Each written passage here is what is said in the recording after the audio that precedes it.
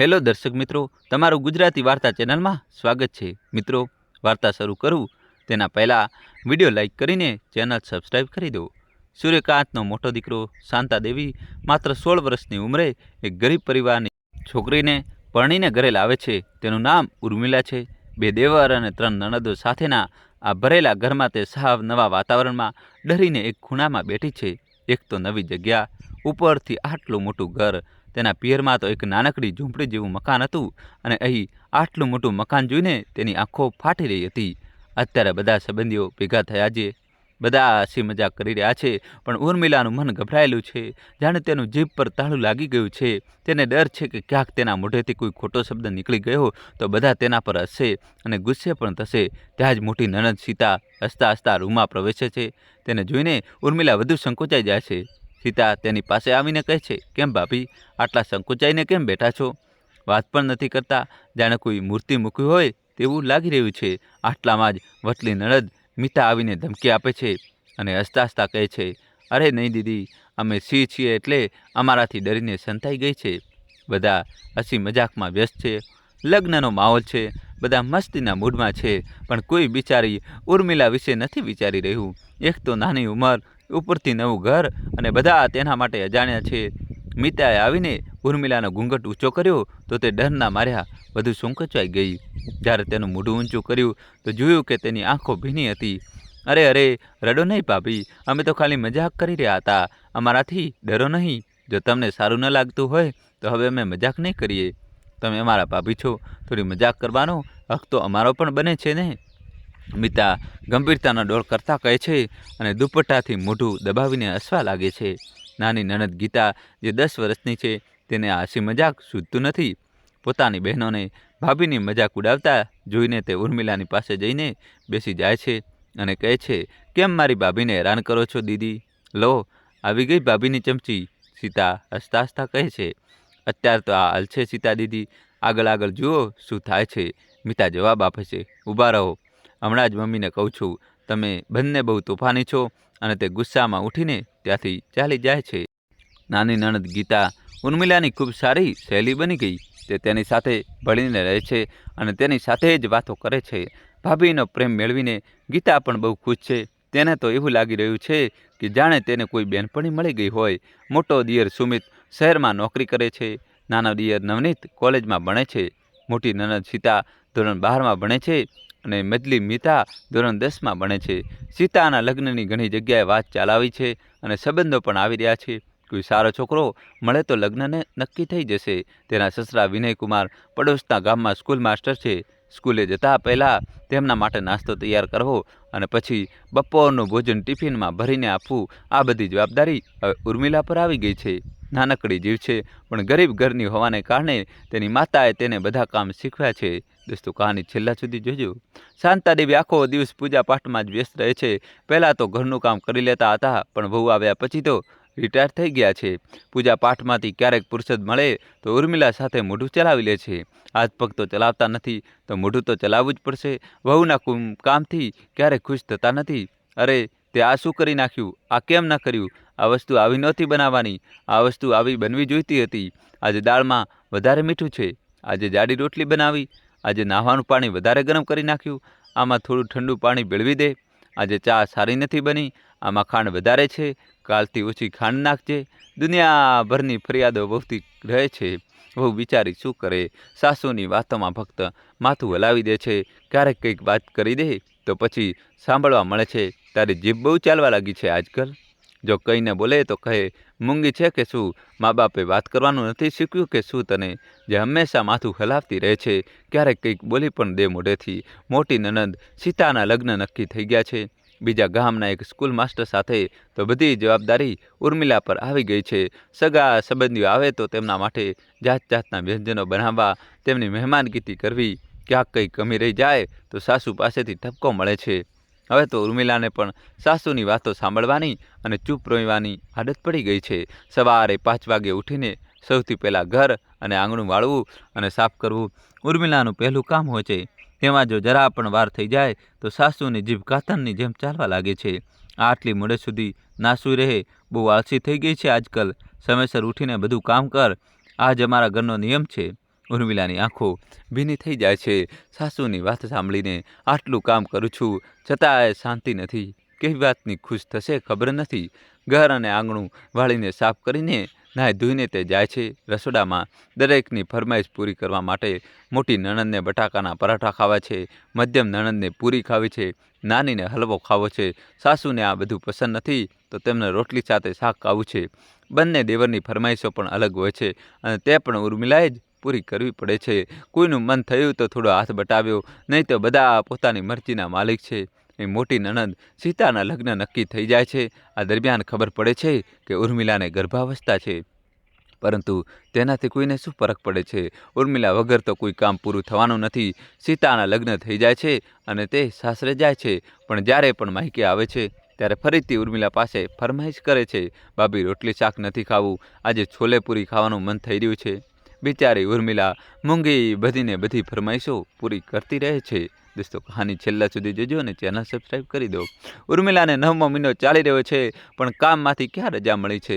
સાસુનું કહેવું છે કે કામ નહીં કર તો બાળક થવામાં ખૂબ તકલીફ થશે, તેથી હાથ પગ ચાલુ રાખવા જોઈએ. ઉર્મિલાને દીકરી જન્મી તો સાસુનું એ જ રડવું કકળવું, એક દીકરો હોત તો કેટલું સારું થાત. તે એક દીકરીને જન્મ આપ્યો. મનમાં એક પૌત્ર માટે આશા રાખીને બેઠી હતી. ઉર્મિલા મનોમન આ વિચારી રહી જાય છે કે આમાં મારો શું વાંક છે? ભગવાનની ઈચ્છા હતી તો દીકરી જન્મી, અને ભીની આંખોની કિનારને પોતાની સાડીના પાલવથી લૂછીને એક લાંબો શ્વાસ લે છે. હવે મધ્યમ નણંદ મીતાની વારી છે. લગ્નના સંબંધો આવી રહ્યા છે અને ઉર્મિલાના ખભા પર કર્તવ્યનો બોજ વધતો જાય છે.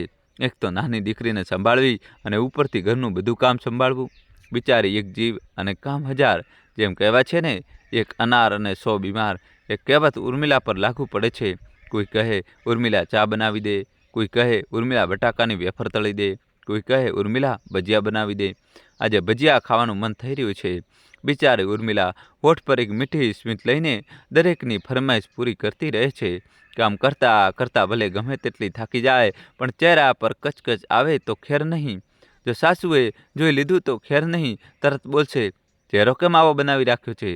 કોણ તારું નાનો મરી ગયો છે કે રડતું મોઢું બનાવી રાખ્યું છે? કામ તો બધા કરે છે, કામ કરવાથી આટલી તકલીફ કેમ? મીતાના લગ્ન કાનપુરના એક છોકરા સાથે નક્કી થઈ જાય છે, જેની એક નાનકડી કરિયાણાની દુકાન છે. તેમ છતાં છોકરાવાળાઓની માંગણી હતી કે 5 તોલા સોનું, એક સૂકર, ખાટ, પલંગ, કબાટ, વાસણો અને બધા માટે સારા કપડાં વગેરે આપવા પડશે. મોટા અને મધ્યમ બંને ભાઈઓને મળીને બધી ફરમાઈશો પૂરી કરી અને મીતાના લગ્ન થઈ ગયા. મીતા સાસરે ચાલી ગઈ, પણ ઉર્મિલા એટલી થાકી ગઈ હતી કે બધાના ગયા પછી પથારીમાં પડી ગઈ. ઊંઘથી આંખોની પાંપણો એવી ચોંટી રહી હતી જાણે મધથી કીડીઓ ચોંટી જાય છે. બસ આંખો બંધ થઈ જ હતી કે સાસુનો કડક અવાજ આવ્યો, મોટી વહુ, ક્યાં છે તું? હજુ થોડા મહેમાનો જવાનું બાકી છે, એમના માટે જલ્દી ખાવાનું બનાવી દે, નહીતર એમની ટ્રેન છૂટી જશે. બધા માટે જલ્દી દાળ ભાત રોટલી અને શાક બનાવી દે, અને બધાના ટિફિન પણ તૈયાર કરી દે ટ્રેન માટે, નહીતર બિચારા રાતે ભૂખા રહેશે. સવારે તો બધા ઘરે પહોંચી જશે, ત્યારે જ ઘરે જઈને ખાવાનું ખાઈ શકશે. કોઈ મહેમાન અહીંથી દુઃખી થઈને ન જવો જોઈએ. ગામ આખામાં બધાને કહેતી ફરે છે, શાંતિ દેવી, મારી મોટી વહુ જેવી વહુ આખા ગામમાં કોઈને નહીં હોય. કોઈ પણ કામ કહો તો ક્યારેય ના નથી પાડતી, બિલકુલ ગાય છે ગાય. ક્યારેય કોઈ વાત કહીએ તો જવાબ નથી આપતી. આપણા પડોશમાં જે જતીન છે ને, એની વહુને જો સાસુ સસરા સાથે કેવી રીતે જીભ લડાવતી રહે છે, અને કોઈ કામ માટે કહો તો એનો ચહેરો જોવા જેવો થઈ જાય છે. અને અમારું વહુને જુઓ, બધું કામ હસીને કરી લે છે. વહુની તારીફ કરતી વખતે શાંતાદેવીની છાતી બમણી પહોળી થઈ જાય છે, અને આવી રીતે ઠસ્સો મારીને બધાની સામેથી નીકળી જાય છે, જાણે એના જેવી ભાગ્યશાળી કોઈ છે જ નહીં આ દુનિયામાં. બિચારી ઉર્મિલા જાણે છે કે બધા કામ પતાવવા માટે એને કેવી મુશ્કેલીઓનો સામનો કરવો પડે છે, અને તેના તન અને મનની શું હાલત થાય છે. સવારથી ક્યારે રાત્રિના 12 વાગી જાય છે, ખબર જ નથી પડતી. ઊંઘ આંખોને વળગી જાય છે, પણ મજાલ છે કે 12 વાગ્યા પહેલાં સૂઈ જાય. બિચારી ઉર્મિલા ગરીબ પિતાની દીકરી ન હોત તો શું એના પર આટલો અત્યાચાર થાત? કારણ કે દહેજ લઈને નહોતી આવી પિયરમાંથી. એના મા બાપ અને એક નાનો ભાઈ હતો. ક્યારેક જો એ લોકો ઉર્મિલાના સાસરે આવતા તો શાંતા દેવીની ભમરો ચડી જતી અને બબડવા લાગતી, આવી ગયા ભિખારીઓ અહીં રોટલા તોડવા માટે, ઘરે ખાવા મળતું નથી, એટલે રોજ પોતાની દીકરીને મળવા આવી જાય છે ખાવાના બહાને. દોસ્તો, કહાની છેલ્લા સુધી જોજો અને વિડીયો લાઈક કરી ચેનલ સબસ્ક્રાઈબ કરી દો. એકવાર તો ઉર્મિલાની માતા કંઈ પણ ખાધા પીધા વિના જ રડી રડીને ઘરે જતી રહી. પાછળ ઉર્મિલા છુપાઈને સાસુથી છુપાઈને રડતી રહી. એની એટલી હિંમત જ નહોતી કે તે પોતાની માતાને રોકી લે. એનો પતિ તો બિચારો એક મૂંગો બહેરો હતો, જે ન તો પોતાની માતાને કંઈ કહેતો અને ન તો ઉર્મિલાની કંઈ સાંભળતો. એક બે વાર ઉર્મિલાએ કહેવાનો પ્રયાસ પણ કર્યો, પણ પતિદેવ એટલા બધા માણસ છે કે સાંભળવાની તકલીફ પણ લીધી નહીં. અને ઉપરથી કહ્યું, મને તમારા લોકોની ઘરની ગૃહસ્થી વિશે કંઈ ખબર નથી. હું કમાઈને રૂપિયા લાવીને માતાના હાથમાં આપું છું. માતા જાણે શું કરવું છે અને શું નથી કરવું. એ જ રીતે કહે છે એ રીતે જ કરતા રહો. મારી પાસે કોઈ ફરિયાદ ન કરતા. બિચારી ઉર્મિલા શું કરતી? મનની વાત મનમાં રાખીને રહી ગઈ. સમયના ચક્રને તો ફરવું જ હતું, એટલે ફરી રહ્યું હતું. એક દિવસ અચાનક ઉર્મિલાને સવારે ઉલટી થવા લાગી તો સાસુ સમજી ગઈ કે એના પગ ભારે છે. સાસુના સમજવાથી શું ફાયદો? ઉર્મિલાને 2 દિવસ માટે આરામ તો ન મળ્યો, ઉપરથી સલાહો મળી, આ ન ખાતી, આ તબિયત માટે સારું નથી હોતું, આ સમયે આ ખા, આ સારું હોય છે, બાળક તંદુરસ્ત પેદા થાય છે. અને મારી તો ઈચ્છા છે કે આ વખતે એક પૌત્રનું મોઢું જોઉં. આ વખતે મને નિરાશ ના કરતી. જાણે ઉર્મિલાના હાથમાં છે બધું. ચાહે તો પૌત્ર આપી દે, ચાહે તો પુત્રી આપી દે. સાસુની વાતો સાંભળીને ઉર્મિલાને એક લાંબો શ્વાસ છોડ્યો અને ભગવાનને પ્રાર્થના કરવા લાગી, હે ભગવાન, મારી લાજ રાખજે આ વખતે, નહીતર મારું શું થશે? જેમ જ શાંતાદેવીને ખબર પડી કે ઉર્મિલાએ એક બીજી દીકરીને જન્મ આપ્યો છે, તે ખૂબ જોરથી રડવા લાગી. નર્સ દોડીને આવી અને પૂછ્યું કે શું થયું અમ્મા, કેમ રડી રહ્યા છો? તમારે વહુ અને પૌત્રી તો બિલકુલ સાજી છે, તેમને કંઈ થયું નથી. જ્યારે નર્સને આખી વાત ખબર પડી ત્યારે તેને પોતાનું માથું પકડી લીધું. હવે શાંતાદેવીને મજબૂરીમાં ઉર્મિલાને આરામ આપવો જ પડ્યો. પણ કામ કરતાં કરતાં તે બબડ્યા જ કરતી. એક તો એક દીકરીને જન્મ આપ્યો છે અને ઉપરથી મહારાણીને આરામ આપવો પડે છે. મારાથી હવે ઘરકામ નથી થતું. હવે ખાલી ગીતા જ રહી હતી, જેને તે બૂમ પાડીને કહેતી, ગીતા, જરા ડોલમાં પાણી ભરી દે, જરા શાક સમારી દે, જરા ચૂલામાં આગ સળગાવી દે, જરા લોટ બાંધી દે, વગેરે વગેરે. ઉર્મિલાની નાની દીકરી 6 મહિનાની થઈ હતી અને અહીં મોટા દિયરના લગ્નની વાત ચાલી રહી હતી. ફરીથી ઉર્મિલાની એ જ દિનચર્યા શરૂ થઈ ગઈ. બંને બાળકોને સાચવવા અને ઘરના બધા લોકોનું પણ ધ્યાન રાખવું. લગ્નની તૈયારીઓ ધામધૂમથી શરૂ થઈ ગઈ. છોકરીવાળા છોકરાને જોવા આવ્યા અને લગ્નનો દિવસ નક્કી કરીને ગયા. આ વખતે શાંતાદેવીએ નક્કી કરી લીધું હતું કે તું ડાળ તહું પાન. દીકરીઓના લગ્નમાં જેટલો દહેજ આપ્યો છે તે હવે દીકરાના લગ્નમાં બધું વસૂલ કરી લઈશું. અમારો છોકરો સરકારી નોકરીવાળો છે, ઓછું નહીં છોડીએ. આમ પણ મોટા દીકરાના લગ્નમાં કશું જ આપ્યું નહોતું. મોટી વહુના પીરવાળાઓએ આ વખતે એવી ભૂલ નહીં કરીએ. દોસ્તો, કહાની છેલ્લા સુધી જોજો ને વિડીયો લાઈક કરીને ચેનલ સબસ્ક્રાઈબ કરી દો. પોતાના ભાઈના લગ્નમાં સીતા અને મીતા બંને પોતાના પતિ સાથે પિયર આવી હતી. ઉર્મિલાની જવાબદારીઓ હવે વધી ગઈ હતી, કારણ કે બંને નણંદોને તૈયાર થવા, ફરવા અને વાતો કરવા સિવાય બીજું કામ જ હતું જ નહીં. તે તો પોતાના પિયર ફરવા માટે આવી હતી, ઉપરથી ખાવામાં 10 ફરમાઈશ કરી દેતી. નાની નણંદ ઉર્મિલાની મુશ્કેલી સમજતી હતી, તેથી તેનાથી જેટલું બનતું તેટલી તે પોતાની ભાભીને મદદ કરતી જ. પણ તે પણ તો સ્કૂલે જાય છે અને આ વર્ષે તેની 10માની બોર્ડની પરીક્ષા છે, જેની તૈયારી ચાલી રહી છે. દિયરના લગ્ન પત્યા પછી ઉર્મિલાએ વિચાર્યું, ચાલ હવે તો થોડો આરામ મળશે. દિયર અને દેરાણી બંને શહેરમાં જતા રહ્યા. બંને નણંદો પોતપોતાના સાસરે જતી રહી. બધા મહેમાનો પણ જતા રહ્યા, એટલે ઘર થોડું ખાલી થઈ ગયું. હવે કામની જવાબદારી થોડી ઓછી થઈ ગઈ છે, પણ કહેવાય છે ને કે જો નસીબમાં સુખ ન લખાયું હોય તો ક્યાંથી મળે. ઉર્મિલાના સસરા રિટાયર થઈ ગયા છે અને તે આજકાલ ઘરે રહેવા લાગ્યા છે. ઉર્મિલાની જવાબદારી થોડી ઓછી થઈ છે, પણ અચાનક એક દિવસ તેમની તબિયત ખરાબ થઈ ગઈ અને જોતજોતામાં તેમને લકવો થઈ ગયો. દિયરજી પથારીવશ થતાં જ ઉર્મિલાનું કામકાજ વધી ગયું. બિચારી રાત દિવસ દિયરજીની સેવામાં લાગી રહેતી. ક્યારેક તેમના માટે ચા બનાવી તો ક્યારેક એમને જમાડતી. દિયરજી પથારીમાંથી ઉઠી ન શકતા હોવાથી ગરમ ટુવાલથી તેમના શરીરને લૂછતી ઉર્મિલા હતી, એટલે શાંતાદેવીને પોતાના પતિની સેવાની કોઈ ચિંતા નહોતી. શાંતાદેવી જેવી ભાગ્યશાળી બીજી કોણ હોય, જેને પગાર આપ્યા વગર જ ઉર્મિલા જેવી નર્સ મળી ગઈ હોય. નાની નણંદ ગીતા 10મા ધોરણમાં નાપાસ થઈ તો બધાએ વિચાર્યું કે ભણવામાં સારી નથી તો તેના લગ્ન કરી દેવા જોઈએ. છોકરો શોધવાનું શરૂ થયું. છોકરાવાળા જોવા આવતા. જેટલા પણ મહેમાનો આવતા એમની આગતા સ્વાગતા કરવી, એમના માટે જાતના વ્યંજન બનાવવા. મહેમાન ગતિમાં તો હવે ઉર્મિલા એકદમ નિપુણ થઈ ગઈ હતી. દોસ્તો, કહાની છેલ્લા સુધી જોજો, નવો ટ્વિસ્ટ આવશે. હવે એને એટલી મુશ્કેલી નહોતી પડતી જેટલી પહેલાં પડતી હતી. સાસુને વધારે કંઈ કહેવું પણ નહોતું પડતું કે શું કરવું અને શું નહીં. બધું સરસ રીતે સંભાળી લેતી હતી. તો ખુશ થઈને શાંતાદેવીએ મહેમાનો સામે જ કહ્યું, મારી મોટી બહુ તો બિલકુલ લક્ષ્મી છે આ ઘર માટે. જ્યારથી આવી છે ત્યારથી બરકત જ બરકત છે ઘરમાં. અને મહેમાનો આવે તો શું રસોઈ બનાવી, શું કરવું કંઈ કહેવું નથી પડતું. આજકાલ તો મારી પૂરી રજા થઈ ગઈ છે રસોડાના કામમાંથી. આ બધી રસોઈ એણે જ બનાવી છે. મહેમાનોએ જ્યારે વાનગીઓના વખાણ કર્યા ત્યારે શાંતા દેવી પણ પોતાની વહુના વખાણ કરવામાં પાછળ ન રહ્યા.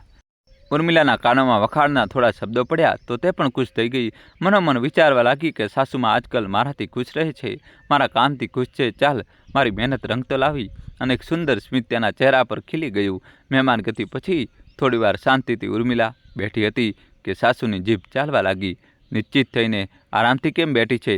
મહેમાન જતા રહ્યા તો એનો મતલબ એ નથી કે ઘરમાં કોઈ કામ જ નથી. ઘરમાં લોટ ખતમ થઈ રહ્યો છે, ઘઉં દળાવવાના છે. દળાવતા પહેલાં ઘઉંની સફાઈ તો કરવી પડશે ને. કોણ કરશે સફાઈ? આ બધી વાતો કહેવા જેવી હોય છે કે શું? પોતાના જ ઘરનું કામ છે, તારે સમજી વિચારીને બધા કામ સંભાળી લેવા જોઈએ. હવે તું કંઈ નાની બચ્ચી નથી રહી. સાસુમાની વાત સાંભળીને ઉર્મિલાની હાલત ફરીથી એવી જ થઈ ગઈ હતી જેવી પહેલાં થતી હતી. જીભ ચૂપ અને બે આંખોમાં આંસુ. સાડીના છેડાથી આંખો લૂંટતા ઉર્મિલા ઉઠીને ચાલી પડી. ઘઉંની સફાઈ કરીને દળાવવાની વ્યવસ્થા કરવા માટે. નાની નણદના લગ્ન અમૃતસરના એક છોકરા સાથે નક્કી થાય છે જે ત્યાં કોઈ કંપનીમાં કામ કરે છે. દહેજની વાત આવી તો છોકરાના પિતાએ સ્પષ્ટ કહ્યું, ભાઈ અમારો છોકરો તો નોકરીવાળો છે, દાન દહેજમાં થોડું ધ્યાન રાખજો. તમારી છોકરી વધારે ભણેલી ગણેલી પણ નથી, છતાંય અમે પસંદ કરી લીધી છે. દહેજ વિશે તમે ચિંતા ના કરો, અમારાથી જેટલું બનશે અમે કરીશું. અમારી નાની બહેન છે. આ પછી તો અમે પણ જવાબદારીમાંથી મુક્ત થઈ ગયા. સૂર્યકાંત જશે અને સુમિતે કહ્યું કે આખા ઘરમાં લગ્નનું વાતાવરણ હતું, કોલાહલ હતો, જાન પણ આવી ગઈ હતી. રાત પૂરી સબાબ પર હતી. ચારે બાજુ નાચવા ગાવાનો અને ધમાલનો અવાજ એટલો જોરથી હતો કે કોઈની વાત કોઈને સંભળાતી નહોતી. ત્યારે અચાનક કોઈની વાત શાંતિ દેવીના કાનોમાં પડી. મોટી બહુ બેભાન થઈને પડી છે, જલ્દી શાંતા ભાભીને બોલાવો. આ અવાજ શાંતા દેવીની નણંદનો હતો, એ જ ગામમાં રહેતી હતી અને લગ્નમાં આવી હતી. બધાએ મળીને ઉર્મિલાને પકડીને રૂમના પલંગ પર સુડાવી. શાંતા દેવીએ કહ્યું, જાઓ જઈને નર્સ નિર્મલાને લઈ આવો. એ જોઈને જણાવી દેશે કે મોટી બહુને શું થયું છે. ગામની ડિસ્પેન્સરી નિર્મલાની ડ્યુટી હતી. સુમિતે જઈને બધી વાત જણાવી તો તે પણ દોડીને આવી ગઈ. તેને ઉર્મિલાના હાથની નસ પકડી અને ધીમું ધીમું હસવા લાગી. શાંતા દેવીથી રહેવાયું નહીં તો તેને પૂછ્યું, શું વાત છે નર્સ મેડમ? અમારી મોટી બહુને શું થયું છે? નિર્મલાએ હસતા હસતા કહ્યું, અરે કશું નહીં માસી, તમે ફરીથી દાદી બનવાના છો, અભિનંદન. શાંતા દેવી બહુ ખુશ થઈ અને મનમાં આશા રાખીને બેસી ગઈ કે આ વખતે તો દીકરો જરૂર આવશે. ઘરમાં ઉર્મિલાએ થોડો આરામ આપવો પડશે. આમ પણ બિચારી કેટલી દુબળી પાટલી થઈ ગઈ છે. ઉર્મિલા જેવી પલંગ પરથી ઊભી થવા લાગી તો શાંતા દેવીએ કહ્યું, અત્યારે થોડી વાર વધુ આરામ કરી લે, અમે બધા સંભાળી લઈશું. અને પછી સીતા અને મીતા પણ તો આવી છે, તે લોકો બધું સંભાળી લેશે. ઉર્મિલા સાસુની વાતો સાંભળીને મનોમન વિચારવા લાગી કે આજે માજીને શું થઈ ગયું છે કે મને આરામ કરવા માટે કહી રહ્યા છે. આવું તો પહેલી વાર થયું છે. ક્યાંક મારા કાન ખોટું તો નથી સાંભળી રહ્યા ને? ત્યારે જ ઉર્મિલાએ કોઈને બોલતા સાંભળ્યા કે મોટી બહુ ફરીથી મા બનવાની છે. ત્યારે ઉર્મિલાને સમજાયું કે માજીએ મને આરામ કરવા માટે કેમ કહ્યું. દોસ્તો, કહાની છેલ્લા સુધી જોજો, નવો ટ્વિસ્ટ આવશે. પણ તે એ પણ વિચારવા લાગી કે જો આ વખતે દીકરો ન થયો અને માજીએ પુત્રનું મોઢું ન જોયું તો ખબર નહીં મારું શું થશે. તે ડરી ગઈ અને ભગવાનને પ્રાર્થના કરવા લાગી કે હે ઈશ્વર, આ વખતે આ ગરીબ પર દયા કરજો, મારી આબરૂ બચાવી લેજો. નાની નણદને વિદાય આપતી વખતે ઉર્મિલાની આંખોમાંથી આંસુ વહી રહ્યા હતા. તે ગીતાને પકડીને રડી રહી હતી અને ગીતા પણ ભાભીને વળગીને ખૂબ જ રડી. ઉર્મિલાએ ગીતાને ખૂબ પ્રેમ અને લાડ દુલાર આપ્યો હતો અને ગીતા જ તો હતી જે તેના મનની વાતો અને પીડા સમજતી હતી. એટલે જ્યારે તે જોતી કે ભાભી કામને લઈને પરેશાન છે તો આવીને મદદ કરતી હતી. ઉર્મિલાને ગીતા વગર ઘર ખૂબ ખાલી ખાલી લાગતું હતું. જ્યારે પણ ગીતાની યાદ આવતી તો તેની આંખો ભીની થઈ જતી. ઘરના ખૂણે ખૂણામાં તેની યાદો વસી હતી. પુત્રનું મોઢું જોયા વગર જ ઉર્મિલાના સસરાજી અવસાન પામ્યા. તેને સસરાજીની ખૂબ સેવા કરી હતી. સુરેન્દ્રના મૃત્યુ બાદ ઉર્મિલા ખૂબ રડી. બધા તેને દિલાસો આપી રહ્યા હતા કે આ દુનિયામાં કોઈ હંમેશા નથી રહેતું. પણ ઉર્મિલાનું મન માનતું ન હતું. તે રડતા રડતા કહેવા લાગી, ના પપ્પાજી, તમારા જવાથી હું એકલી થઈ જઈશ. તમારી સેવા કરવામાં મને ખૂબ જ આનંદ મળતો હતો. દોસ્તો, કહાનીમાં જોડાયેલા રહેજો, હજી કહાની બાકી છે. હવે દોસ્તો, નવો ટ્વિસ્ટ આવશે. જલ્દીથી વિડીયો લાઇક કરીને તમારા ભાઈની ચેનલ સબસ્ક્રાઈબ કરી દો દોસ્તો. હજી કહાની બાકી છે દોસ્તો. હવે હું કોની સેવા કરીશ અને કોણ મારા સાથે હાથ મૂકીને કહેશે કે તું મારી વહુ નહીં દીકરી છે. ઉર્મિલાનો નાનો દિયર સુમિત અને દેરાણી સુગંધી આવ્યા હતા. સુગંધા ભણેલી ગણેલી હતી, પણ તે ઉર્મિલાને ખૂબ માન આપતી અને તેને પોતાની મોટી બહેન જેવી માનતી હતી. ઉર્મિલા પણ પોતાની બધી મનની વાતો સુગંધા સાથે કરી લેતી હતી. સુગંધા આવીને બધા કામમાં ઉર્મિલાને મદદ કરવા લાગી. તે તેની સાથે રસોઈ ઘરમાં બધું ખાવાનું બનાવતી. બંને એકબીજા પાસે કંઈક શીખતી પણ હતી. આ બંને દેરાણી જેઠાણીનો પ્રેમ જોઈને શાંતિ દેવીને ક્યારેક સારું નહોતું લાગતું. તેમને એવું લાગતું હતું કે આ બંને આટલી વાતો કરે છે, ખબર નહીં શું વાતો કરતા હશે, કે આ સુગંધા ઉર્મિલાને બગાડી ન દે એવો ડર તેમને લાગતો હતો. કહેવત છે ને કે ચોરની દાઢીમાં તનખલું, આ કહેવત શાંતા દેવી પર લાગુ પડતી હતી. એકવાર વાતોમાં સુગંધાએ ઉર્મિલાને પૂછ્યું, દીદી, હવે તો સાસુમાં તમારી સાથે ખૂબ સારો વ્યવહાર કરે છે, તમારું ખૂબ ધ્યાન રાખે છે, કારણ કે આ વખતે પોતરે જ આવવાના છે. ગીતાના લગ્ન દિવસે તો તેમણે તમને પથારીમાંથી ઊભા પણ નહોતા થવા દીધા. ઉર્મિલા થોડીવાર ચૂપ રહી, પછી ધીમેથી બોલી, ખબર નથી પોત્ર આવશે કે પોતરી, એ તો ભગવાન જાણે. લગ્નના દિવસે તો બધાની સામે દેખાડવું જ હતું કે વહુને ખૂબ પ્રેમ કરે છે. ખબર નહીં સાચેમાં પ્રેમ કરે છે કે નહીં, પણ દિનચર્યા તો પાછી પહેલાં જેવી જ થઈ ગઈ છે. સવારે 5 વાગે ઉઠો અને રાત્રે 12 વાગ્યા પહેલાં પથારીમાં જઈ ન શકો અને દિવસે આરામ કરવો તો પાપ છે. આ વખતે ઉર્મિલાની પ્રાર્થના ભગવાને સાંભળી લીધી અને ઉર્મિલાએ એક દીકરાને જન્મ આપ્યો. જાણે કે સ્વર્ગ શાંતિ દેવીના ખોળામાં ઉતરી આવ્યું હોય. ચારેય બાજુ સુગંધિત ફૂલો જ ફૂલો ખીલ્યા હતા. ફૂલો હસી રહ્યા હતા. લો શાંતા દેવી, તમારા ખોળામાં પોત્ર આવી ગયો, તેને સંભાળો. શંકાશીલ અને ખુશ સ્મિત સાંભળીને હોઠ પર સુગત સ્મિત આવી ગયું અને મન સાગર પર જાણે શાંતિની લહેરો ઉછળવા લાગી. પોત્ર મેળવીને શાંતા દેવીના પગ જમીન પર નહોતા પડી રહ્યા. તે હવામાં એવી રીતે ઉડી રહી હતી જેમ પક્ષીઓ ખુશીના માર્યા ઉડે છે. તેમનું મન પાંખો ફેલાવીને દૂર આકાશમાં ઉડી રહ્યું હતું અને વાદળોને જઈને કહી રહ્યું હતું, સાંભળો વાદળો, મારા ઘરે મારો પોત્ર આવ્યો છે. હું આજે ખૂબ ખુશ છું. તમે પણ ખુશીથી મારી સાથે ઝૂમો, ગાઓ, નાચો. દીકરાને જન્મ બાદ જ્યારે ઉર્મિલા ઘરે આવી ત્યારે તેનું સ્વાગત રીતિ રિવાજ સાથે પૂરી લાગણીથી કરવામાં આવ્યું.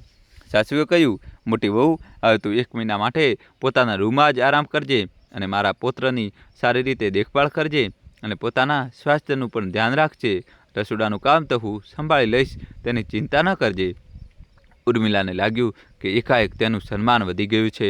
એક દીકરાને જન્મ આપીને શું દીકરીઓની કોઈ હિંમત નથી હોતી?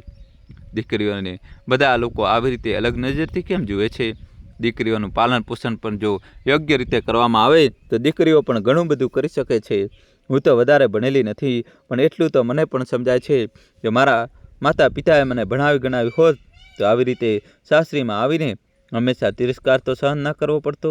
મારા માતા પિતા ખૂબ જ ગરીબ છે, ભણાવત પણ તો કેવી રીતે? ઈશ્વરે દુનિયામાં લોકોને ગરીબ કેમ બનાવ્યા? બહુ છોકરાના નહાવાનો સમય થઈ ગયો છે, મેં ગરમ પાણી કરી દીધું છે, તેને બહાર લઈ આવ, તેલ માલિશ કરીને નવડાવી દઉં. અચાનક અવાજ સાંભળીને ઉર્મિલાની તંદ્રા તૂટી. હા માજી, લઈને આવું છું. નાના દિયરની બેંકમાં નોકરી લાગી ગઈ હતી, તેથી શાંતા દેવી દીકરા માટે છોકરી શોધી રહ્યા હતા. શહેરમાં એક છોકરી પસંદ આવી જે BA સુધી ભણેલી હતી. ત્યારે છોકરીવાળા છોકરાને જોવા આવ્યા તો આ વખતે ઉર્મિલાને એકલા બધું સંભાળવું ન પડ્યું. સાસુએ બરાબર મદદ કરી, ખાવાનું બનાવવામાં અને મહેમાનોની આપ જગત કરવામાં ક્યાંય કોઈ કમી ન રાખી. દોસ્તો, કહાની છેલ્લા સુધી જોજો અને જલ્દીથી વિડીયો લાઈક કરી ચેનલ સબસ્ક્રાઈબ કરી દો. આ જોઈને ઉર્મિલાનું મન પણ ખૂબ પ્રસન્ન થયું. તેને લાગ્યું કે સાસુનો વ્યવહાર હવે તેના પ્રત્યે બદલાઈ ગયો છે. તેને ઈશ્વરનો ખૂબ આભાર માન્યો. શાંતા દેવીની ગામવાળી નનદ પણ આવી હતી. શાંતા દેવીએ પોતાની ભાભીને કામ કરતા જોઈને ધીમું સ્મિત કર્યું, કારણ કે તે ભાભીનો સ્વભાવ જાણતી હતી. તેનાથી રહેવાયું નહીં એટલે તેને પૂછી જ લીધું, કેમ ભાભી, આ વખતે ખૂબ જ ઉત્સાહથી બધું કામ કરી રહ્યા છો? શું વાત છે? મોટી વહુ ક્યાં છે? તમને ખબર છે ને કે તે બિચારી હજી નબળી છે અને દીકરો પણ નાનો છે, એટલે મારું કર્તવ્ય છે કે હું તેનો હાથ બટાવું. વાહ ભાભી, આ તો તમારામાં એક નવો બદલાવ આવ્યો છે. શું આ પૌત્રના કારણે આવ્યો છે? તમને જે સમજવું હોય તે સમજી લો. મને જે યોગ્ય લાગે છે તે હું કરી રહી છું. ભાભી, મને આદત નથી ને, પહેલી વાર જોઈ રહી છું એટલે થોડું આશ્ચર્ય થયું. શું હું પહેલાં કામ નહોતી કરતી? તમે મને ક્યારેય કામ કરતા નથી જોઈ? પહેલાં જોઈ છે ભાભી, પણ મોટી વહુ આવ્યા પછી તો ક્યારેય નથી જોઈ. ચાલો તમે પણ થોડો હાથ બટાવો, મહેમાન ગતિ કરી લો. બહુ વાતો કરી લીધી, એમ કહીને થોડા ગુસ્સામાં શાંતા દેવીએ ચાની ટ્રે નણંદના હાથમાં પકડાવી દીધી. દોસ્તો કહાની છેલ્લા સુધી જોજો, હવે નવો ટ્વિસ્ટ આવશે. નાના દિયરના લગ્નની બધી વિધિઓ પૂરી થઈ ગઈ હતી. દિયર પોતાના પત્નીને લઈને શહેરમાં જતો રહ્યો. એક પછી એક બધા મહેમાનો પણ જતા રહ્યા. ઉર્મિલાને લાગ્યું કે હવે તે થોડો શાંતિનો શ્વાસ લેશે. જવાબદારી નિભાવવા તે ખૂબ થાકી ગઈ હતી. તેને થોડા દિવસ આરામ કરવો હતો, પણ આરામ પણ કેવી રીતે કરે? 3 બાળકોની જવાબદારી પણ છે અને વચ્ચે વચ્ચે રજાઓમાં પતિ પણ ઘરે આવે છે, ત્યારે તેમની પણ સેવા કરવી પડે છે. તેમ છતાં ઉર્મિલાના મનમાં એક સંતોષ હતો કે હવે સાસુ પહેલાં જેવી કડક નથી રહ્યા, એટલે ક્યારેક ક્યારેક આરામ કરી શકાશે. પણ જાણે આરામ ઉર્મિલાના નસીબમાં લખાયેલો જ નહોતો. એક દિવસ અચાનક સાસુની તબિયત ખરાબ થઈ ગઈ અને તે પથારીવશ થઈ ગયા. ફરીથી બધી જવાબદારી ઉર્મિલાના ખભા પર આવી પડી. માતાની તબિયત ખરાબ છે. આ સમાચાર સાંભળીને ત્રણેય નણંદો પોતાના બાળકો સાથે પિયર આવી પહોંચી. ઉર્મિલાએ વિચાર્યું કે નણંદો આવી ગઈ છે તો થોડો હાથ બટાવશે અને તેની જવાબદારી થોડી ઓછી થશે. દોસ્તો કહાની છેલ્લા સુધી જોજો. પણ એવું ક્યાં થયું? આવતા આજ નણંદોની એ જ ફરમાઈશ શરૂ થઈ ગઈ. ભાભી, આજે દાળ ભાત નહીં ખાઈએ, આજે બટાકાના પરાઠા બનાવીશું. કોઈ કહેતી આજે પૂરી શાક બનાવીશું. કોઈ કહેતી આજે દૂધીના કોફતા બનાવી દેજો.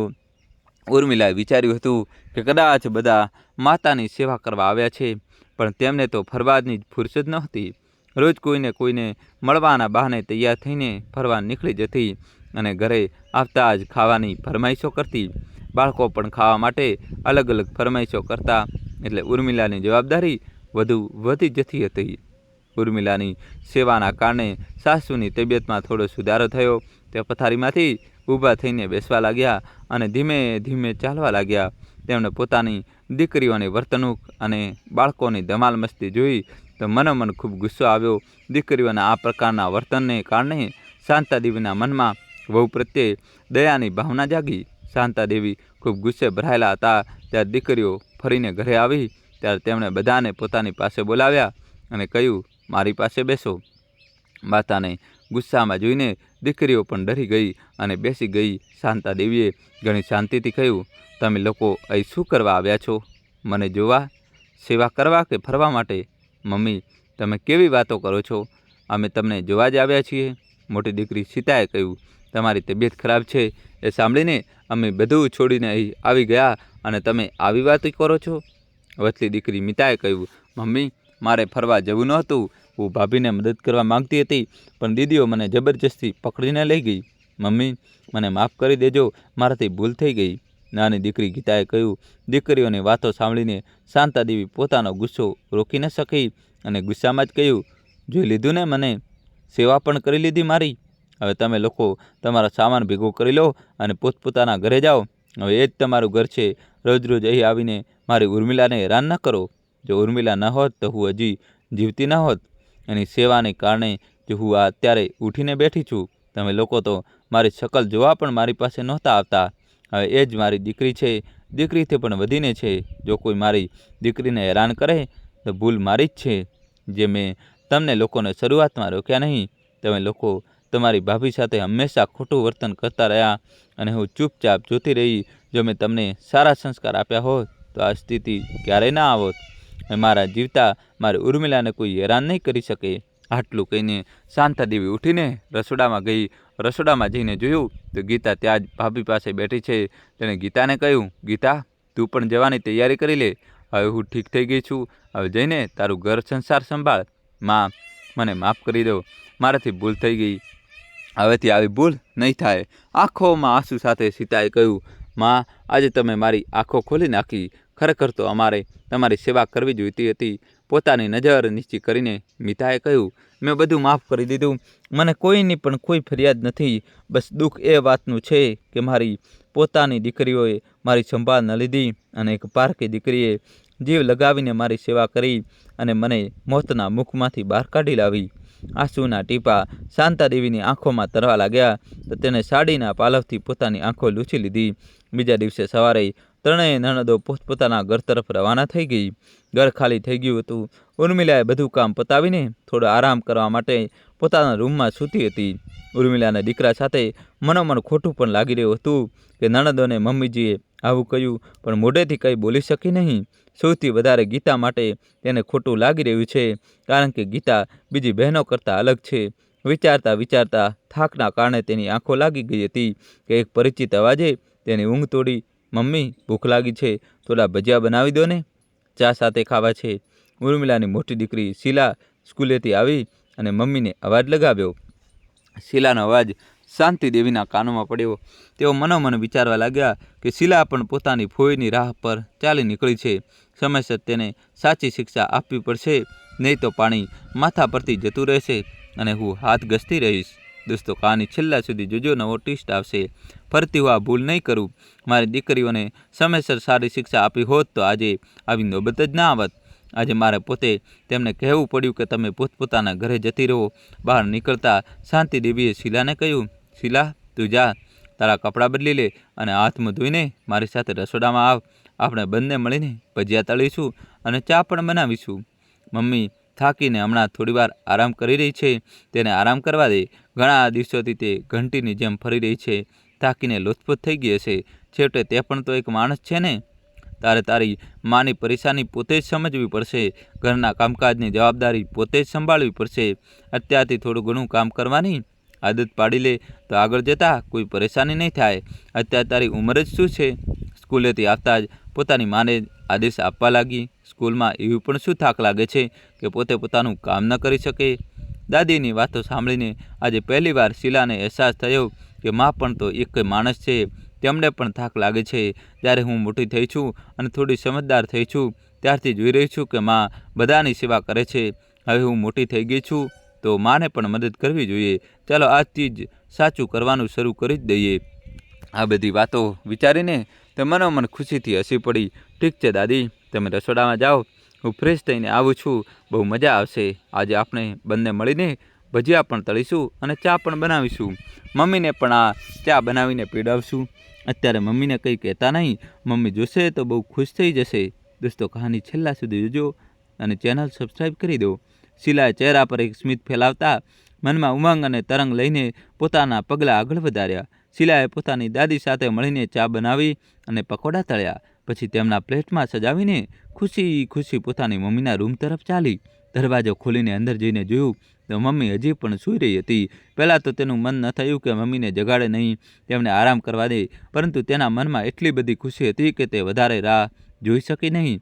આજે પહેલીવાર તેને રસોડામાં જઈને ચા બનાવી હતી અને પકોડા તળ્યા હતા. મમ્મીને જણાવ્યા અને ખવડાવ્યા વગર તેને ચેન ક્યાંથી પડે?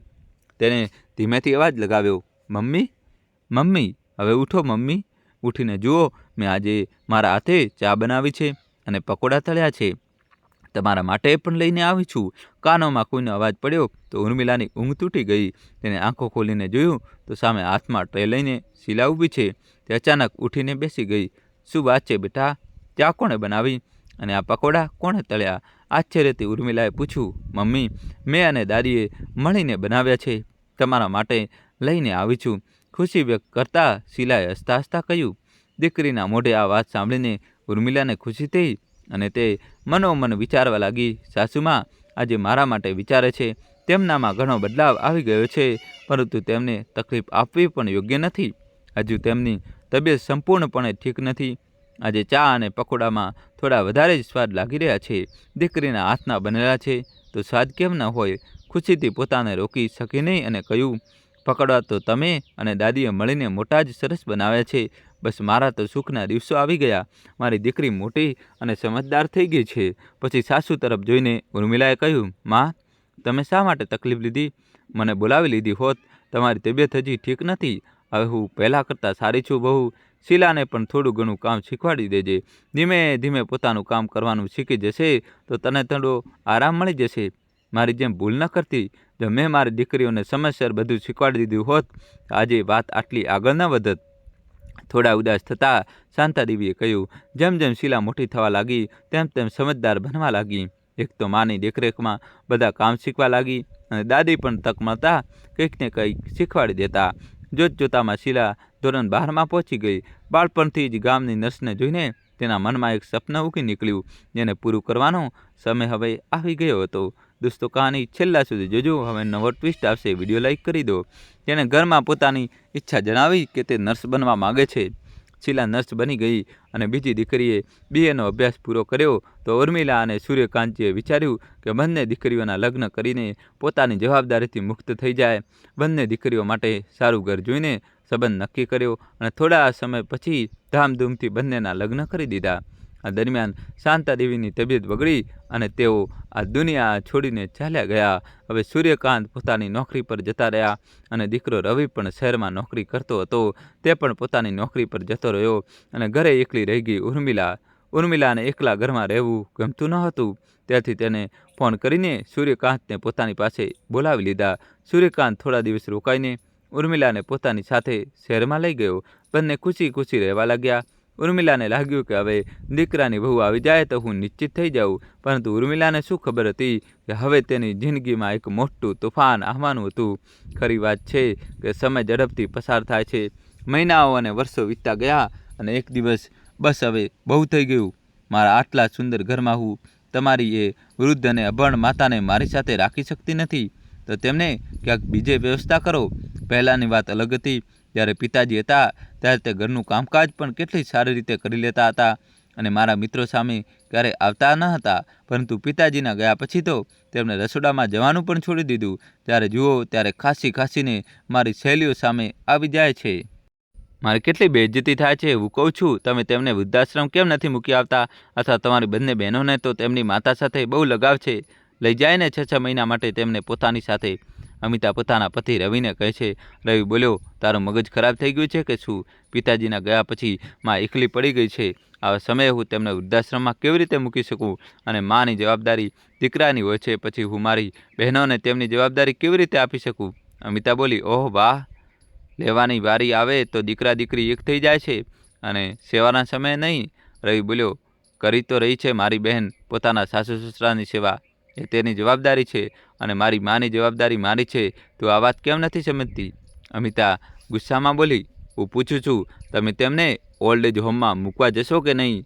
સ્પષ્ટ કહો. રવિ પણ ગુસ્સામાં બોલ્યો, ના, મારાથી આ નહીં થઈ શકે. અમિતા બોલી, ઠીક છે, તમારાથી ન થઈ શકે તો એક દિવસ હું તેમને કહ્યા વગર જ તેમને વૃદ્ધાશ્રમ હોમમાં મૂકી આવીશ, પછી ફરિયાદ ન કરતા.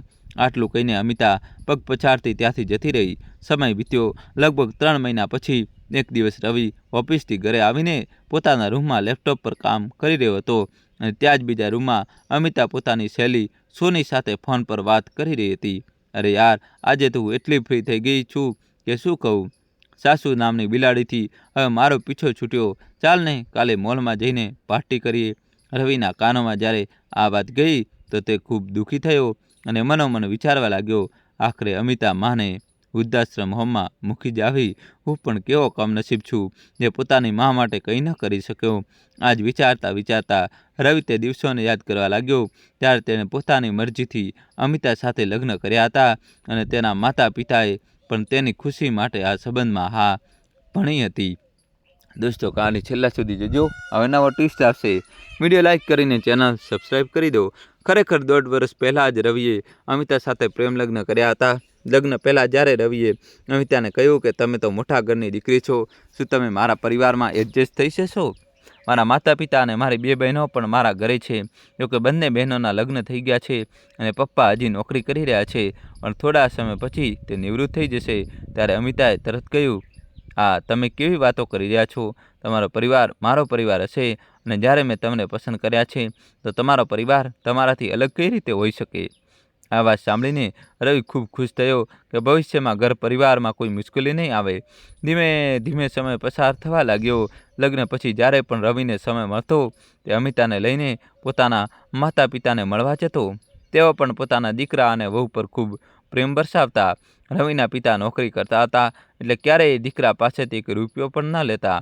ઉલટાનું દીકરા અને વહુને ભેટોથી ભરીને મોકલતા.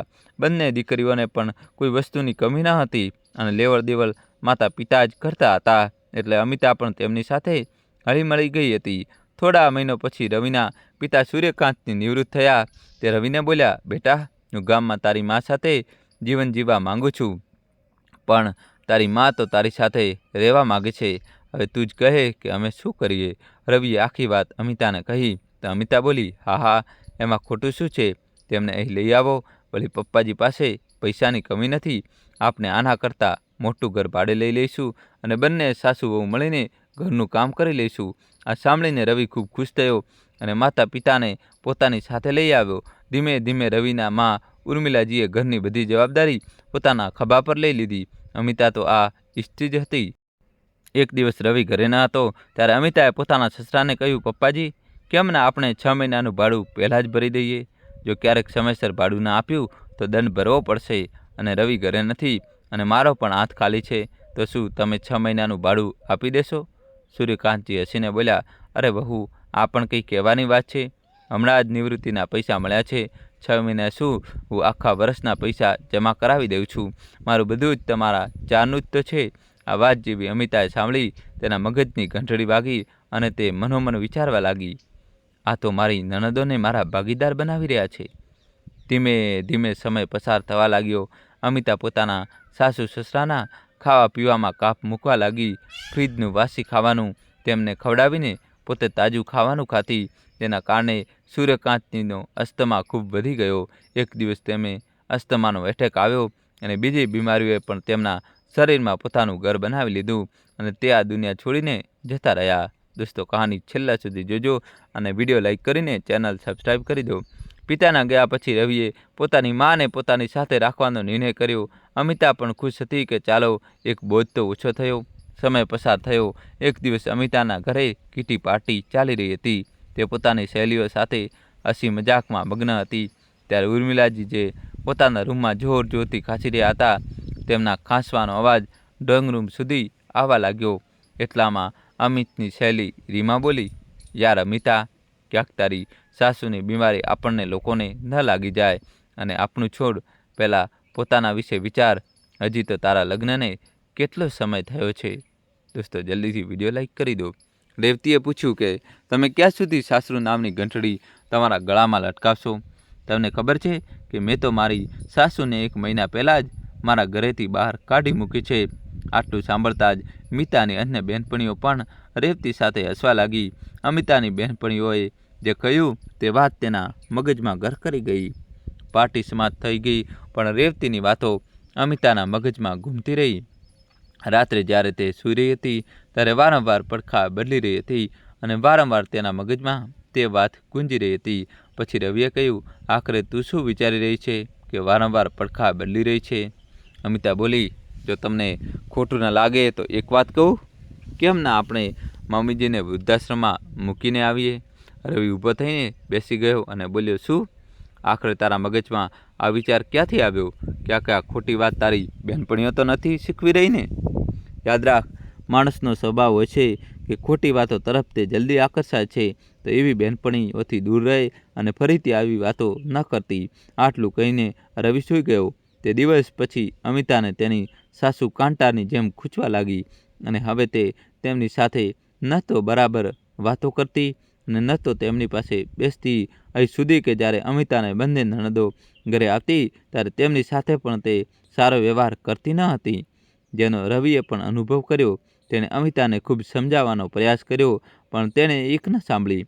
હવે તો તહેવાર પર પણ રવિની બહેનો આવતી તો અમિતા સીધી રીતે તેમને સાથે વાત પણ ન કરતી હતી. આ રીતે ઘરનું વાતાવરણ બગડવા લાગ્યું. એક દિવસ અમિતા બોલી, મેં થોડા દિવસ પહેલાં તમને કંઈક પૂછ્યું હતું, શું વિચાર્યું તમે? રવિ બોલ્યો, મેં મારો જવાબ તે સમયે જ આપી દીધો હતો, તો ખોટી ખોટી હરકતો કરવાનું બંધ કર. તને શું લાગે છે કે મને સમજાતું નથી કે તું મારી મા અને બહેનો સાથે કેવો વ્યવહાર કરી રહી છે? અમિતા બોલી, અત્યાર સુધી તો કંઈક કરી રહી ન હતી, પણ હવે જરૂર કંઈક કરવું પડશે. રવિ એક ધીરજવાન છોકરો હતો.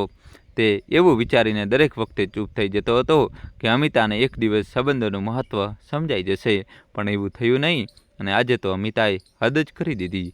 દોસ્તો, કહાની છેલ્લા સુધી જોજો. હવે નવો ટ્વિસ્ટ આવશે. વિડીયો લાઈક કરી ચેનલ સબસ્ક્રાઈબ કરી દો.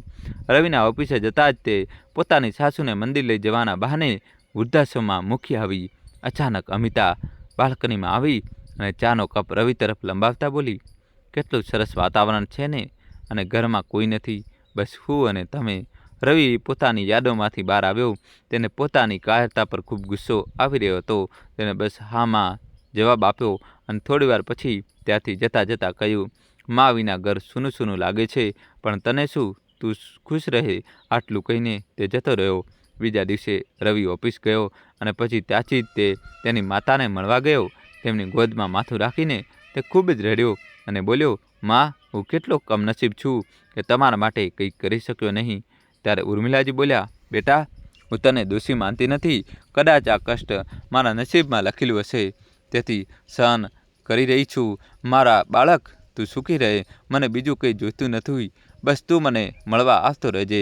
પણ આમ પણ તે ઘરમાં હું તારા માટે જ તો રહેતી હતી. હવે ઘણીવાર એવું થતું કે રવિ દરરોજ ઓફિસથી ઘરે જતા પહેલાં થોડા કલાક તેની માતા પાસે બેસીને જતો. આ દરમિયાન અમિતાના પિતાનું અવસાન થયું. તેને તેની માતાની ચિંતા થવા લાગી. ક્રિયાક્રમ પછી 1 મહિના બાદ જ્યારે તે તેના પિયર ગઈ તો તેની માતાની હાલત જોઈને તેને લાગ્યું કે તેની ભાભી તેની માતા સાથે સારો વ્યવહાર કરી રહી નથી. તેથી તેણે તેની ભાભી બબીતાને ટોક્યા. ત્યારે તેની ભાભી બબીતાએ કહ્યું, પોતાની સાસુને ઘરની બહાર કાઢીને મને સાસુનું ધ્યાન કેવી રીતે રાખવું એ જ્ઞાન આપી રહી છો. તમારું મોઢું બંધ રાખો અને જો વધારે ચિંતા છે તો તમારી માતાને લઈ જાઓ. અને હા, હવેથી જ્ઞાનનો ટોપલો લઈને અહીં આવતી નહીં. તે દિવસે અમિતા મોઢું લપકાવીને પાછી તેના ઘરે આવી ગઈ હતી.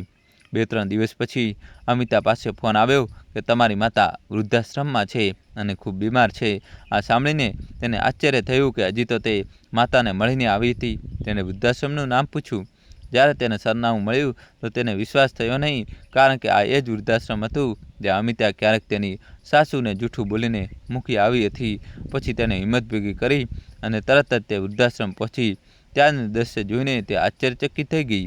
મોટા હોલના એક ખૂણામાં બેડ પર તેની માતા અર્ધમૂર્છિત અવસ્થામાં પડેલી હતી અને ત્યાં જ માથા પાસે બેઠેલી અમિતાના સાસુ ઉર્મિલાજી પોતાના સમદરનું માથું દબાવી રહી હતી. દોસ્તો, કહાની છેલ્લા સુધી જોજો, હવે નવો ટ્વિસ્ટ આવશે. અને તેમને હિંમત આપી રહી હતી. અમિતા રડતા રડતા જ્યારે ત્યાં પહોંચી તો એક મહિલાને જણાવ્યું કે ગઈકાલે સાંજે તેમને આ જ અવસ્થામાં એક સ્ત્રી અહીં મૂકીને જતી રહી હતી અને ત્યારથી માતાજી ઉર્મિલાજી તેમની સેવામાં લાગેલા છે. અમિતા ધ્રુસકે ધ્રુસકે રડી પડી. તે તેની સાસુ સાથે આંખ મિલાવી શકતી નહોતી. બસ તેમના પગ પકડીને રડી રહી હતી. માજી, મને માફ કરી દો. તમે સાચું કહ્યું હતું કે મને મારા કર્મોનું ફળ એક દિવસ જરૂર મળશે. ઉર્મિલાજીએ હસીને કહ્યું, વહુ, તારું સ્થાન મારા પગમાં નહીં પણ તારી માતા પાસે છે.